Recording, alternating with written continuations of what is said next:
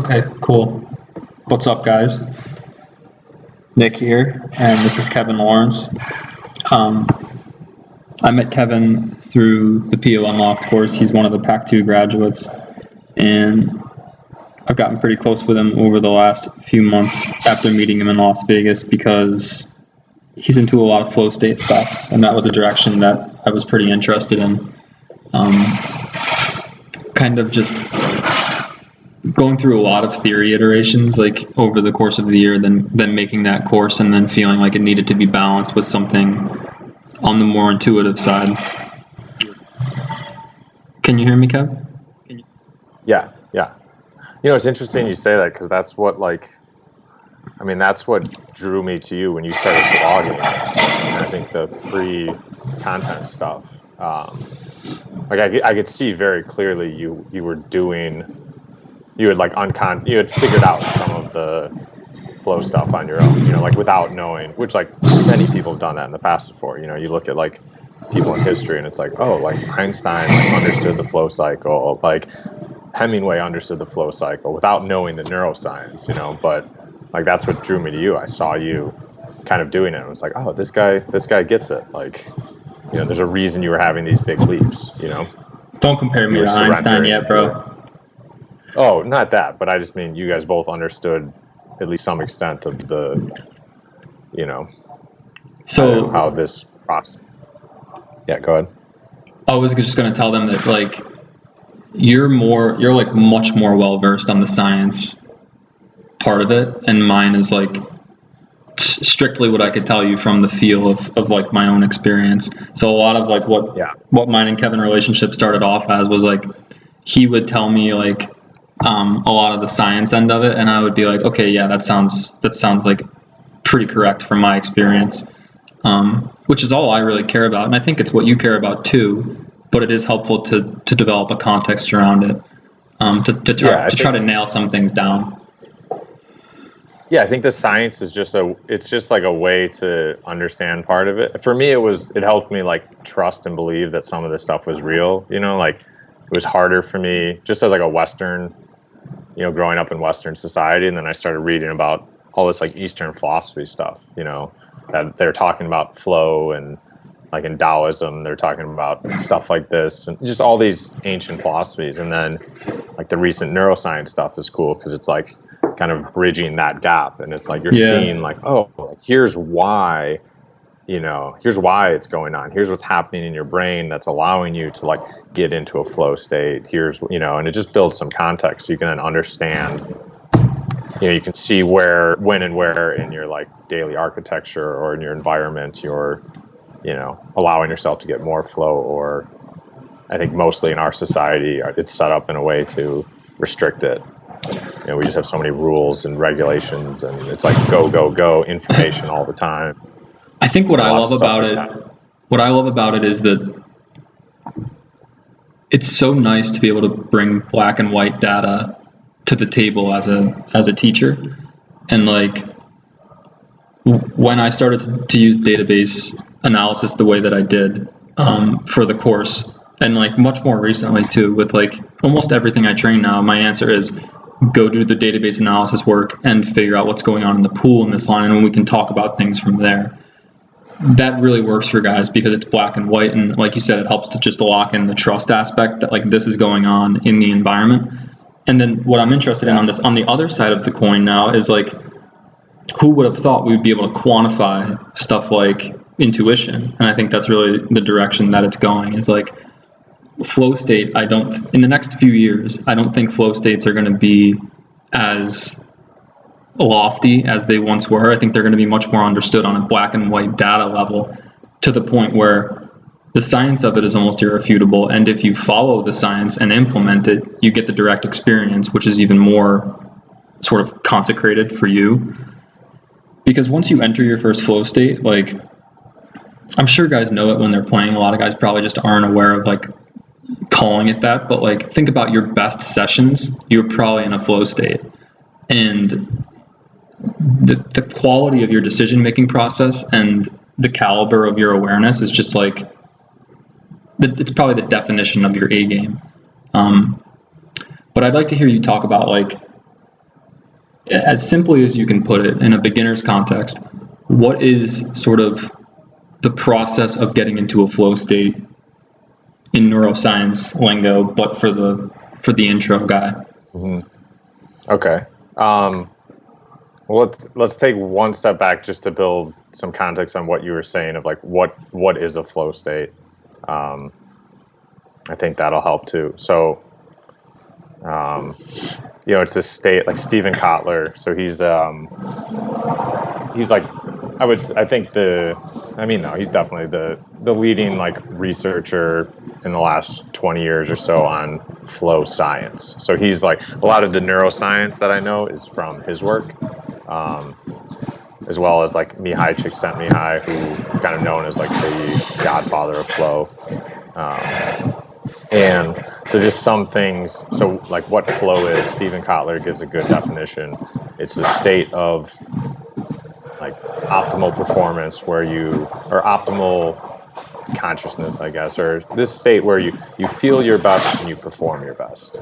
And so some characteristics of it are, you'll have like time dilation. So time will either slow up or speed down. So like, in a poker session, you might, if you're in flow, you might notice that like, holy fuck, that whole, like, I just played for 2 hours and I completely lost track of time. And your sense of self disappears as well. So you actually experience hypotransient frontality. And so what that is, hypo, the opposite of hyper. So it's your prefrontal cortex, this like the newest part of your brain is actually shutting down in flow. And so that's like removing your sense of time, removing your sense of self. And what's really cool when that happens, your inner critic, that voice that might be there questioning things, that disappears when you're in flow.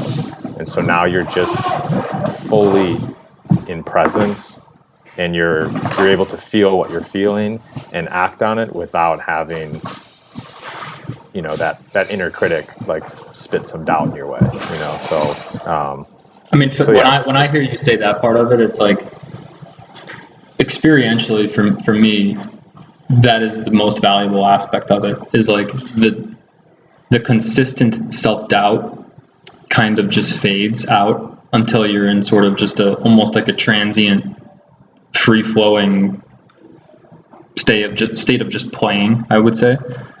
But one of the hardest things I think to train into guys is decisiveness, because decisiveness is very hard to attain when you doubt yourself. So the reason I've been so interested in flow is like, it's almost a step-by-step hackable way to become more confident during your session, because it basically allows you to get to a state of being, or whatever you would call it in neuroscience, a neuro state where doubt doesn't really exist to the intensity that it does when you're not. It goes away. That part of your brain, that's like that inner critic, that doubt, that I that like you associate with you, like that's totally, like if you're in a deep flow state, that's gone. Like it's not, that part of your brain is shut down, and now you're essentially trading conscious processing, which is slower, more limited RAM. It's very energy inefficient, and you're trading that for subconscious processing, which is unlimited RAM, very energy efficient, and I've heard numbers of 2,000 to 5,000 times faster. And so, obviously, being able to get in that state, you're going to be decisive, like. And the weird thing is like if you a lot of guys who hear this would probably think like, well, now you're approaching arrogance, because the doubt is supposed to be there as a healthy skepticism. That's how most people sort of treat it, and I think that's why most people tolerate it for as long as they do. They think that their doubt is actually a balanced skepticism. But there's a big difference between judging yourself, which is what doubt is.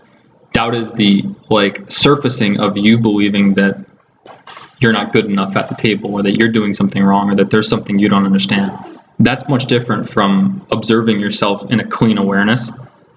So I feel like a lot this whole thing of like getting to a place where you don't judge yourself, and when you're in a free flow, it has a tendency to be perceived as reckless because people are thinking, then what is managing my session if I'm not there to do it? And that's why I feel like who's managing? who's Who's playing the session, right? Yeah.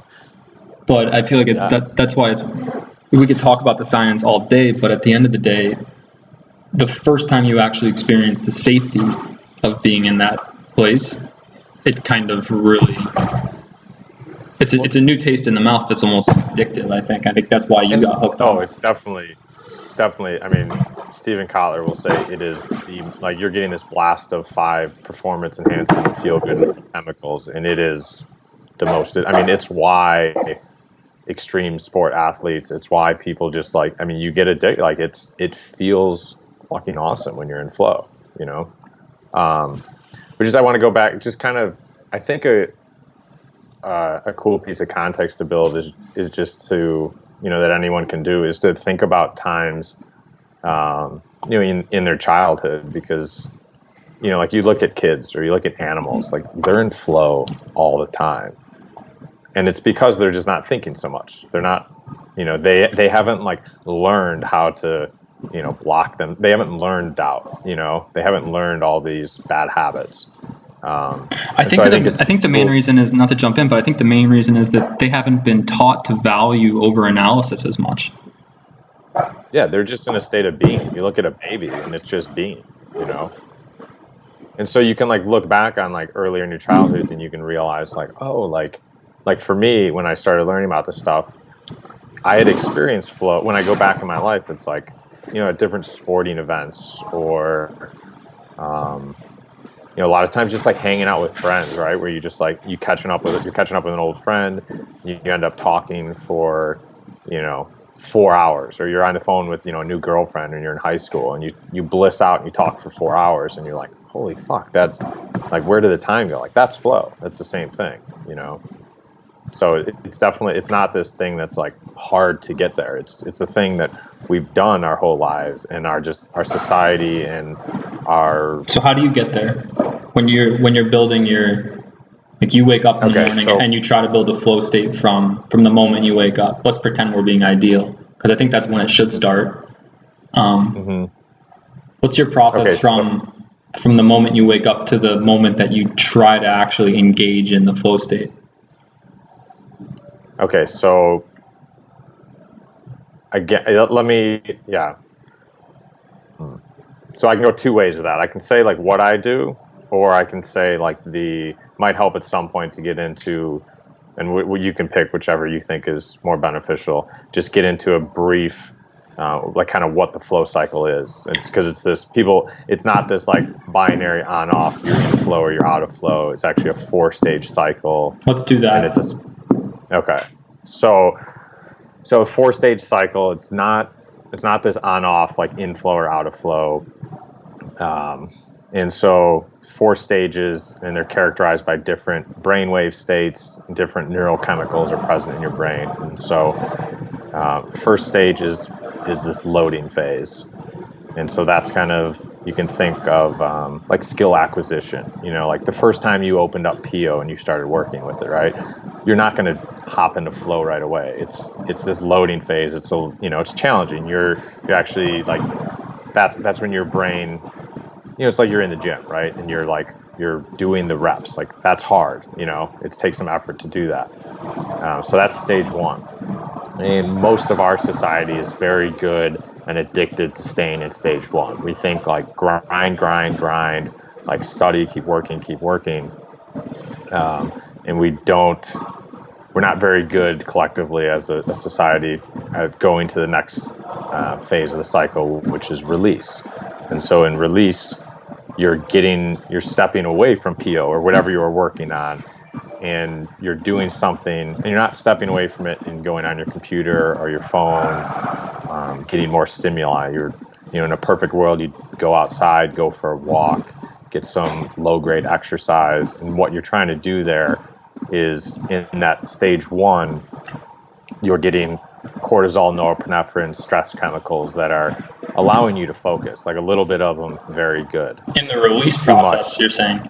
just happens? In the loading phase, you're getting those stress chemicals, and like a little bit of those are very good, but if you don't ever really, like, too much of them becomes very bad. And so if you don't release, you build up those stress chemicals. Then if we actually do a brain scan on somebody who's like deep in that loading phase, needs to release and is not, their brain scan will look very similar to someone who has OCD.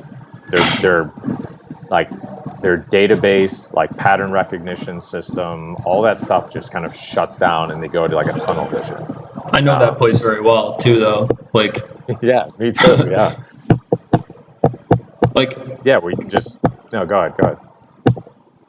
I was just gonna say, for the guys, like, most of these guys didn't meet me over the stream. I mean, the first time a lot of these guys are probably seeing me is when I started the stream.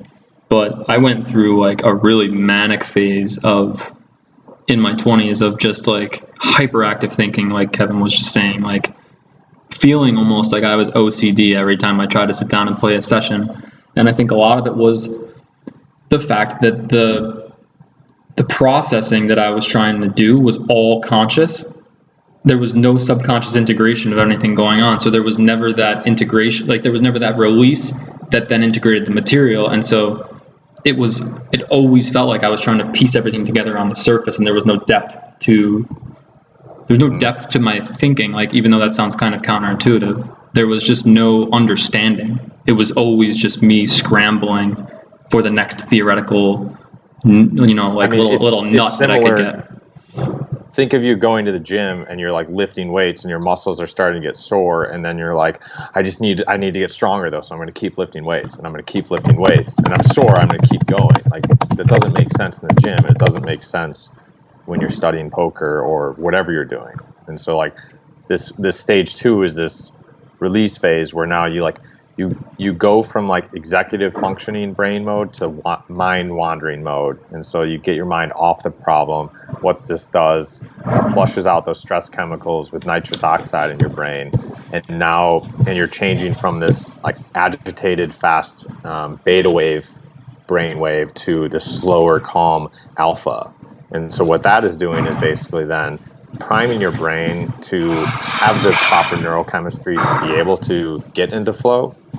And now, so like you're going for that walk, you're releasing, flushing that stuff out, and then now you come back and you work on the problem, and all of a sudden, like, the answer might come to you, or it might come to you on the walk, right? That like aha moment out of nowhere. Where does that come from? Like you're only getting that in this like alpha. I think it's in between alpha and theta brainwaves, which is like in the release. It's kind of in between release and flow. And so you start to get those like aha moments, and they're like, oh, and you realize like, oh, I was going to go down that rabbit hole or that rabbit hole with PO, but no, this is the more relevant one. And you just saved so much time. But that's the real skill process. Is that this is really just like a time saver more than anything. When you apply it to the learning process, I mean, because I feel like we could talk about it in two aspects. We could talk about how this applies to your actual session, and we could talk about how it applies to your learning pattern in general. And I feel like we could talk about it in your life too. Like there's like micro flow states. Yeah, that's what I mean. There's macro. It's circles upon circles upon circles. So let's do it like this. What I can say about the micro level of it from my experience is that it was only when I really started to pump away at the mass database analysis and start to use pattern recognition with the black and white data, grouping textures, creating templates in Excel, mapping the environment very thoroughly, that I was able to actually enter that subconscious integration phase during the session. Like, that was the first time where I started to develop real conviction and trust that I could look at something and not need to think about it and know that it was still correct. And this is like something right out of Art of Learning, where they take a grandmaster and they take an expert level player who's significantly worse of a player than a grandmaster, and they put him in front of an endgame chess position. And they give both of them a few minutes to analyze the board, and then they have both of them give a brief summary of their thought process or assessment of the board. What they found was that the expert player, who's the worst player, his thought process was much more linear. Like, here's 1, 2, 3, 4, 5 points that he saw on the way to his assessment. While as the grandmaster was thinking about much less, but understanding much more about the position. The reason being that the grandmaster has gone through the iterations of the pattern recognition and the black and white data away from the table to the point where it's been subconsciously integrated, and he can just look and know and trust that he knows. So there's not that conscious, you could almost go so far as to say that conscious thought process is almost a precursor to self-doubt. Unless you're very balanced to begin with, it's very easy to go into a conscious processing that then leads towards some sort of doubt in game. Because anything that you're consciously processing, it means you haven't fully understood it enough yet for it to be subconscious. So most of what I'm doing lately with guys is like training them to use as simple analysis as they can and focus on the spots that are already integrated. Most of the times that I hear guys talk about a hand in a conscious type of like linear analysis type way, it's full of assumption and it's not even all that helpful. Yep. So that's my first part, is that there's a micro aspect of it that revolves around studying a lot of black and white data, integrating it through pattern recognition, and then just applying it by looking and pulling the trigger decisively. The other aspect of it, so when you're talking about that, like, so because the beginning of that you described sounds very much like the loading phase, right? You're going through and you're doing the hard work. Yeah. You're in PO, you're doing all that, but then I think what you described there was, but then you like release from it, and then when you went and played, you were just pulling triggers. You were just playing poker. You weren't grinding, like this word grinding poker is so ridiculous. Like you're playing poker, like you want to play. And so you're more, and in that, what I think you're doing there is you're releasing and you're surrendering, and now you're able to get in flow, trade that conscious processing for the subconscious processing, which is way, way, way more powerful. And so you're getting in flow, Yeah, so I guess I'm doing both there. I guess I'm stacking in the learning process, and then I'm applying it in game. It's almost like I release the learning process, and then what I've integrated from it is now getting kind of accessed in game. It's like that there's a Charlie Parker quote that, and it's cool. You can look back at a lot of quotes and you start to like, of masters of things, and you see like, oh man, you see the flow cycle in this stuff. And the quote is, and so Charlie Parker is a great jazz saxophone player. And he said, master music, master your instrument, then forget all that bullshit and play. And I'm paraphrasing, but it's like, it's in poker, it's like, master yourself, master poker theory, work with PO, do all these things. But when you go play, forget about all that shit. Yeah. Get off the conscious processing and now surrender and release and get into flow. In a lot of ways, I could say on my own experience that whatever I didn't already integrate by the time I started the session, I didn't have a chance at understanding during the session. I can't remember the last time I've had a breakthrough in a conscious thought process in session where I was like, oh my God, I finally understand that thing now while I'm playing, 3 other hands at the same time. It's always been away from the table in the phase that you're talking about, where you walk away and then you go into the release phase of the flow cycle. And that's what I wanted to get to, is like, for me, that's always been sort of a learning stack. At the end of a session, when you release and you either think about, am I going to go back and look at hands, or am I going to sort of kind of feel into the total vibe of what just happened and what the most relevant direction is? A lot of times guys will come to me and they'll be like, I don't really know where to start. I just had one of the worst sessions of my life. I say, go for a walk, quiet your mind as much as possible, and ask yourself truly, what was the biggest thing I did wrong that session? Normally, like very, very often, most guys can come back to me and say, it was this thing. I was pushing aggression too much, or I was hero calling too much, or I was too passive in these spots. Like in a lot of ways, guys know the answer. They just don't know how to ask themselves high quality questions and like feel into it. Well, so you're describing as well there that was a session where, in that instance, that person was not in flow for their session. They were in that struggle phase. They were, that loading phase. And so what you instructed them to do was like, hey, don't try to fix this problem right now at the state you're in. Go change your state, because you're not going to be able to solve this problem because those stress chemicals are so high. Go for a walk, chill the Yeah. fuck out, release, and now the answer will just come to you. But that's the, like, you got to trust that. You know, Or that's maybe where, not even like I can't say the answer always comes, but some relevant direction usually comes. right. I mean, that's what I mean by the answer. That, Yeah. like, you at least know what the next step kind of reveals And I itself. liked what you said a lot, that like usually that saves you a lot of time. Like usually when you get that drop and it's like, oh, okay, maybe I don't need to exactly engage the problem in the way I thought. This is maybe a more relevant direction. The amount of time that saves by not rabbit holing in the direction that was actually futile is like crazy. I think that's how you really start to stack your acceleration.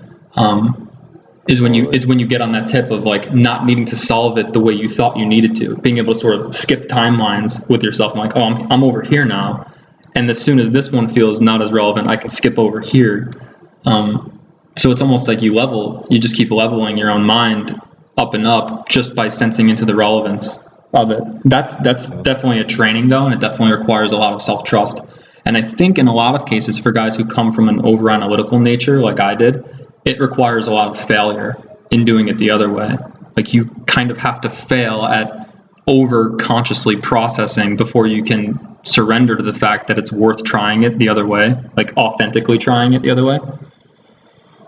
Yeah, and it's really hard because when you're in that struggle phase, like that loading phase, it's your brain, like your decision making, your thought process, like everything is blinded, and you're seeing 10 points of information when there's like thousands that exist, and your brain is just shut down. It's not working good. So, and it's really, really hard then to, like, when you're in that phase when you need to release, sometimes it's very hard to actually release. And so you have to start like train, and Yeah. I mean, I see it all the time. I'm with students where I'm working with them, and it's common to me. I mean, this is across the board. Like, you can know this stuff, but it's another thing to like take it and make it into wisdom, where you actually like you finally you start to like be able to really feel like, oh, I'm in that like point where I need to pull out and release, but it's the natural inclination because of, like, I said earlier, like your brain, if we looked at it in a brain scan, it's going to look like someone with OCD. So you see people in the end of this loading phase, and you can see so clearly that, like, dude, you just need to like stop working on this thing. Right? Like, I used to see it. My wife's really good with this stuff now too, but like earlier, she's in a grad school program. She'd be like working on a paper and writing something, and she'd be trying to like figure it out. And I'm like, we just need to, like, I know it doesn't seem like it, and I know you don't want to release from this, but they want to keep like fighting it. But then like, I grab her, we go for a walk around the block, and we dance a little bit, we sing, we play, we goof around. She sits back down, and then boom, she got that release. Stress chemicals come out, and now she sits down and just like, clicks right into flow, and boom, blast of neurochemicals, performance enhancing, feel good. I think that the resistance to just stopping the conscious thought process is that if the doubt is intense enough, there's a belief that forms behind it that if I don't figure this thing out, the implication is one of a few things. I'm unworthy. I think that's what it usually comes down to, is like that core belief. But if I don't figure this shit out, especially the way that I think I need to figure it out by overanalyzing, I can't allow myself that free time. I think that was part of my core pattern, was that I don't deserve to just relax until I figure this thing out. And that's what keeps you in the perpetual loop of obstacling yourself from the actual stream of thought that could actually provide some sort of solution.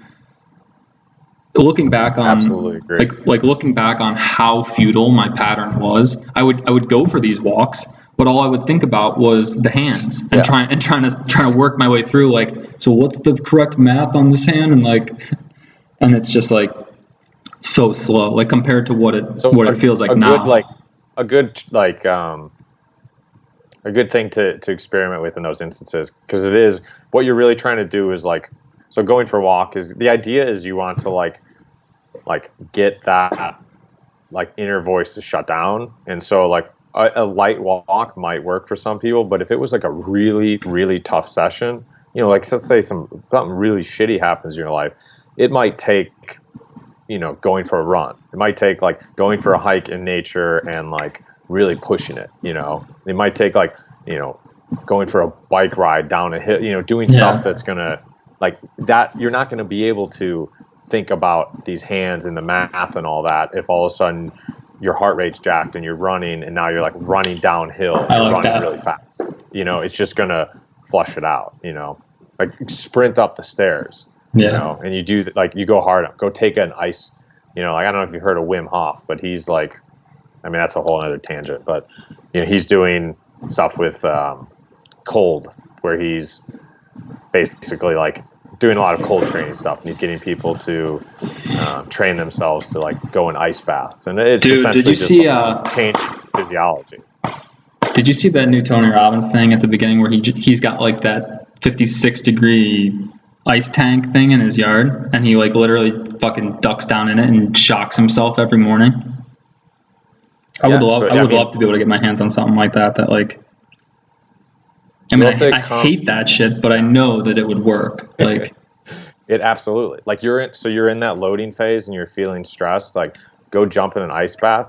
It's gone. I mean, it instantly. And you see that. Like, look into Wim Hof when you got some time. I'll sign you some stuff. It's fascinating. This dude climbed Mount Everest. He holds like maybe like 10, 15, 20 world records. He climbed Mount Everest bare feet, no shirt on, in shorts. Like, everyone else was using they had like oxygen masks when they got up high. This dude did it bare feet, shorts. This dude ran a marathon in the Sahara, no water. Strong. This dude got injected with the endospores that would make him, like, he wouldn't get infected with the bacteria or whatever it was, but you do it to anybody and they get like violently sick for 3 or 4 hours. Didn't happen to him. And then they said, oh, this is an anomaly, right? Then no, he went, got, I think 8 people. They went back. He trained them all with this stuff. And it's all like, most of it is just breathing techniques. Mm-hmm. And they were all able to get injected with this stuff and not get sick. And so they're taking, one of my friends is a Wim Hof instructor, and he started doing some stuff with me, just helping my breathing. Within a day, like within just like what he told me to do with my breathing, I was able to run twice as far as I'd been able to run. I mean, twice as far. It's insane. And he says like it's very normal for them to take someone with little or no training and be able to get them to run up either climb like a mountain in ice cold temperatures when they're just in their shorts, or run a half marathon when they've only been able to run, a mile before that. And it's just changing how you breathe and being more aware of your breath. And it's like, what the fuck is this all about? How is this not more mainstream? That this guy's like able to control his physiology and his immune system with his breath, like consciously control these things that we thought were not, anyway, that's a whole other rabbit hole. I want that though. I think maybe there's not enough demand for it. Like, there's not as many intense people as you would think. I don't think. Like, there's not as many people that would go all in on something like that enough to make it mainstream. I mean, maybe that's it. Yeah. I think there's definitely. It's the same. I mean, this community I have of like, I don't know, flow friends or whatever I want to call them. I mean, it's this like, they're people like you would fit right into this crowd of just very intense people who are interested, open-minded into, pushing themselves, Yeah.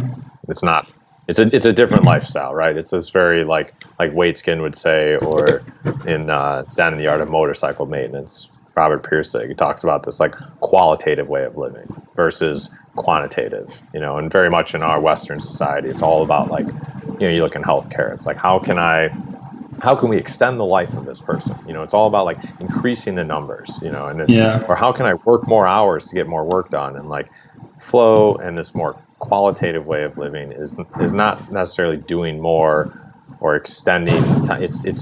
It's doing less, but having more depth, so you're not playing poker 10 hours a day every day, but you're playing 4 hours, but you're in a peak state when you're playing, so there's more depth. And now all of a sudden you have time and space to go out, be in nature, go for hikes, go hang out with your friends, do these fun things, and then that stuff fills you back up. And it's just like they fuel each other, and it's just the more you're achieving and you're feeling fulfilled.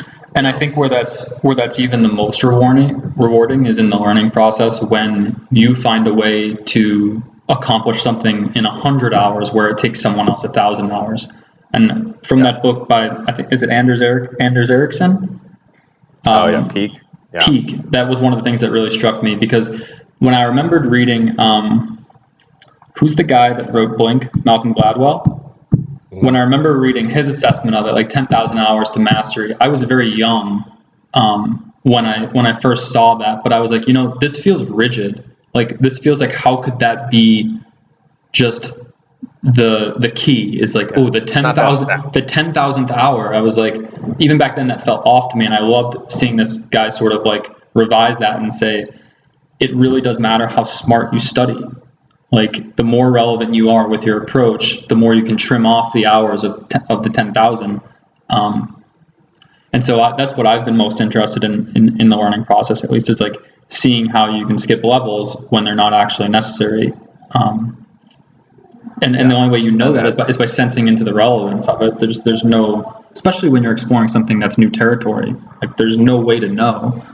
That's why I feel like you have to be a practitioner about it, because you're bouncing around until you get into some sort of flow state or a slipstream where you're like, I'm taking this further. Then that dries up. You jump to the next thing. It's just, there's a whole adventure behind the learning process that I think is untapped, because people are still in a question asking mode. Like, which way should I go? Which way should I go? You should go in the direction that's most relevant for you, and only you can know that. Just keep moving, you know, like don't get like bogged down in the details and stuck trying to like just keep moving. Yeah. And it's really all about, to me, it's like what you're describing here. It's really all about like moving through the cycle, like moving through. So it's that loading phase, release, flow, and then the fourth stage I haven't mentioned yet is recovery. And it's like, it's really important. Probably the most important stage. You know how strongly I feel about that. Absolutely. Like everyone, a lot of people, they like ask me and they're like, I want more flow. And it's like, okay, that's great. Like, let's learn about the cycle. We can, there's more that I would go into about that. But the biggest areas are like, learn how to go through that loading phase, like more gracefully, give yourself like the permission to release from these problems. And then after you get in flow, like, recover very deeply. If you're not sleeping, if you're not eating well, if you're not hydrated, if you're not like connected with other people, if you're like, you're just not going to be, it's very expensive when you're in flow on your neurochemistry. Yeah, that's a good way of putting it. So now like you need to recharge the batteries. So like if you want to try to work 12 hours a day, 10 hours, like that's great. It's going to be really hard to sustain that and actually be in flow, in deep flow, right? Because like flow is a spectrum. So you can think about it like an emotion. You can be a little bit angry or you can be furious. So you can get micro flow where you write someone an email and like, oh, that half hour went by quick. Or you can be in macro flow where, you're surfing out in nature and you have this like mystical experience and you completely like lose yourself, and you like come back and you're like, what the fuck just happened? Like that's, which is interesting. Like I won't go there, but I was just gonna say something and now I forgot. Oh, I forgot you're like playing at the same time. No, I'm not. I'm actually giving this my full focus right now. Oh, okay. Guys in the chat are asking two things. Let me ask this to you if you know either of these. They're asking about something called diffuse mode. Ever heard of it? I think so. I mean, I don't know. Could they define it? I think I know what. He says, have you ever tried to use diffuse mode to master? Have you ever tried to master diffuse mode and abuse it into your learning process?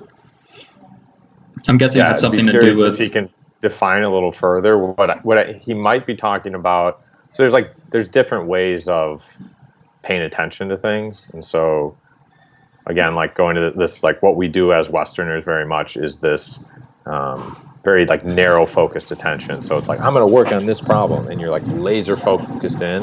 Well, if you're doing that, it's like it's zapping your energy very quick. So there's another way you can, there's multiple ways that you can That's what I wanted to say. place your awareness and your attention. But like, so one would be a more open focus way of it, paying attention. And so instead of me being like lasered into this conversation, I'm more focusing on the space around me, the entire room, and feeling. It's hard for me to. I do it. It's hard for me to. I'm not an expert in this stuff as much to be able to teach it is good, but there's a good book on it. I think it's called Open Focus. I've heard it described as focused, spacious awareness. Like exactly what you said. We're mainly taught to focus inward, but focused, spacious awareness is sort of the inverse of that, where you relax your focus into the entire environment and you almost begin to like, I don't want to say channel because that, is super lofty, but you almost draw your thoughts from a wider spectrum rather than just sort of a narrow, like contracted place. The result or the benefit of it is that it produces a less distorted thought pattern. I think that's like that would be the sort of scientific definition of it. If you study someone's level of efficiency or accuracy from a more spacious, aware state, it's less bias most of the time than if they're contracted. What I wanted to go back to real quick about the recovery phase is to bring the poker context to it. There are so many times in my own experience and when I look at guys who are trying to meet the volume requirements where, especially when a guy's training with me and I have them doing a lot of stacking in the learning process, a lot of statistical study, a lot of mental game work, there will come a point where you reach the threshold of your current context. It requires a recovery phase, and if you ignore it, what happens is you enter a regression. I don't know exactly why it happens, but I certainly know what it feels like, and I know how to spot it in someone else, and it usually ends up in a downward spiral of dumping your entire month's profits by trying to play through the last week of the month to meet a requirement for volume when you should have taken the week off, jumped to the next level of your learning paradigm, and then continued in a streamlined growth pattern from there.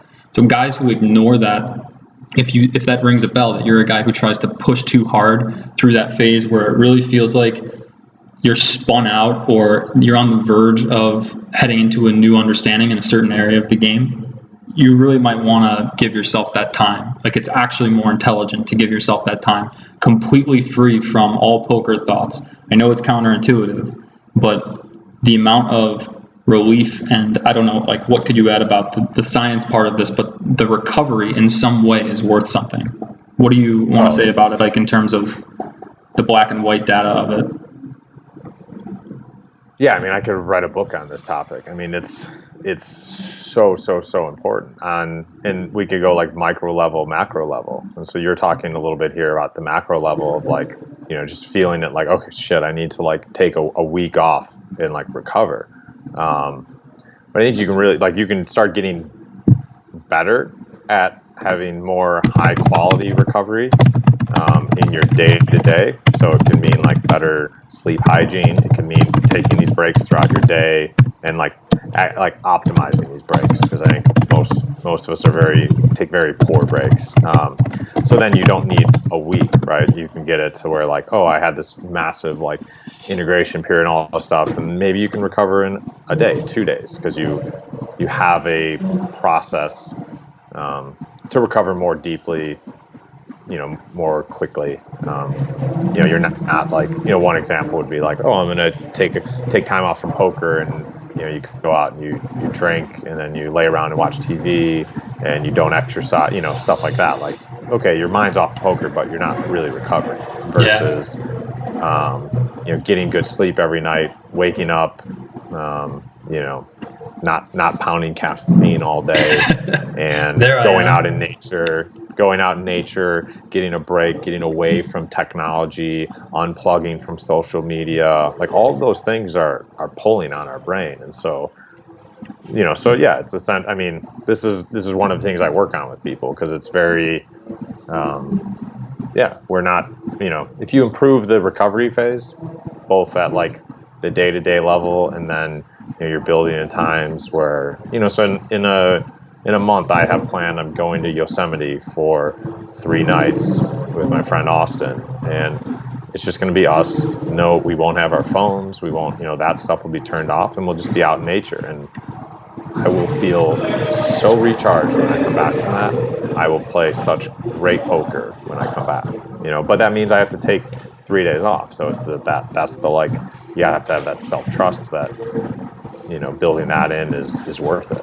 I wonder how often guys in the chat interested, like, what percentage of players consciously have taken 3 days off in the last month or two.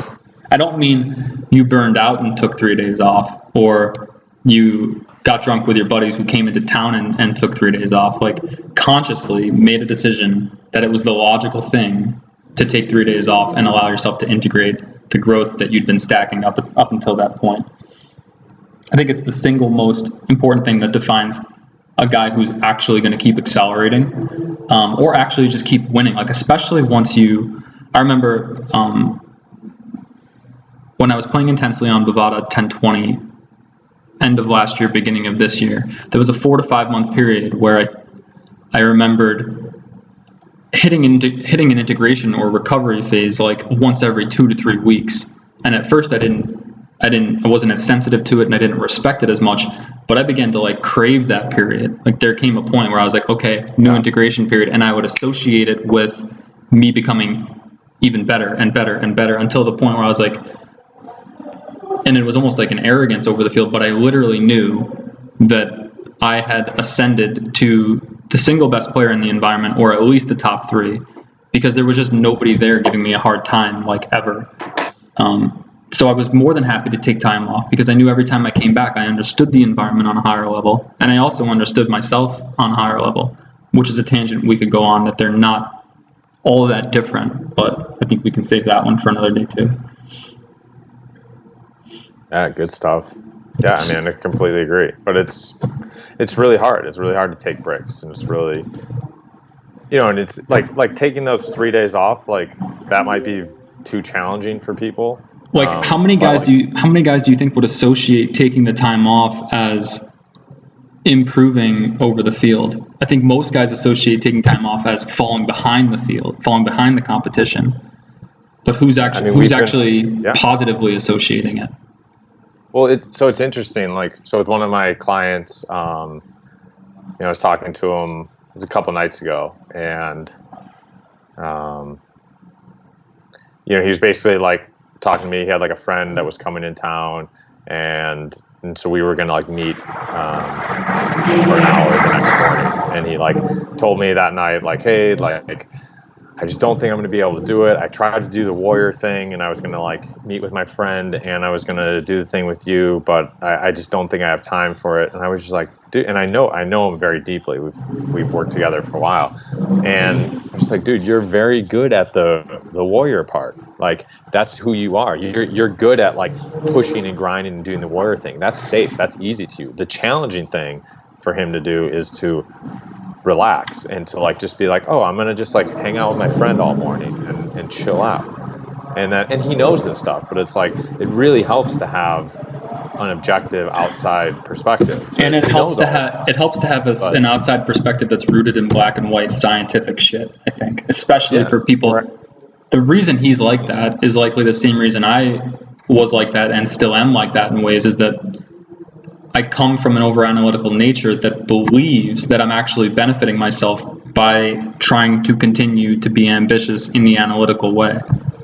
If someone actually was shown scientific data in the opposite direction, that's actually the balance that they need to be able to trust. People like that can't just trust. It doesn't make sense. It's not logical. I know that very well, because I always used to laugh in the face of people who were like, just relax and trust. I was like, bro, I'm trying to figure this shit out. Like, I'm fucking suffering, and I'm trying to figure this shit out so I can make money. And people are telling me to trust. But if I actually saw the black and white as to how it was more logical chemically, like in my brain, to be able to just take time off, I think I would have had much less resistance. So I think it's that's, a good bridge to sprinkle the science on, and then people go, oh, that makes some sense. And then I start working with them, and it's like we're just building this deep relationship, and so they learn to, you just start doing it, you start trusting yourself, but you still, it's amazing how much, like, I knew this stuff for a while, but until I really like fully immersed myself into making it a way of life, surrounding myself with other people who are living like this, it's really, really, really easy to go back on old patterns. And so like yeah, it really helps having, some buddies around who can, where you can talk to them and where they can help you. And, it's like what I'm doing with, this client I'm talking about, where like he knows all this stuff, but when he says it, I'm able to just see very objectively, hey, you're doing like trying to be the warrior thing again and do the hard thing. Like you're really good at that. Like try to relax. And then he's like, oh yeah, fuck, you're totally right. I just couldn't see that. I was a little blinded. Thank you. Then he yeah, has like a great day with his friend yesterday and ends up telling me how he had this like total non-linear like leap in understanding of this problem he's been working on. And it started from him giving himself a break. And so now we're like, he's deepening the knowledge of like, okay, shit, we really need to like build even more of this space into my day so that I have more, because as like a high achiever, we want to be like go, go, go all the time. yeah. And so it's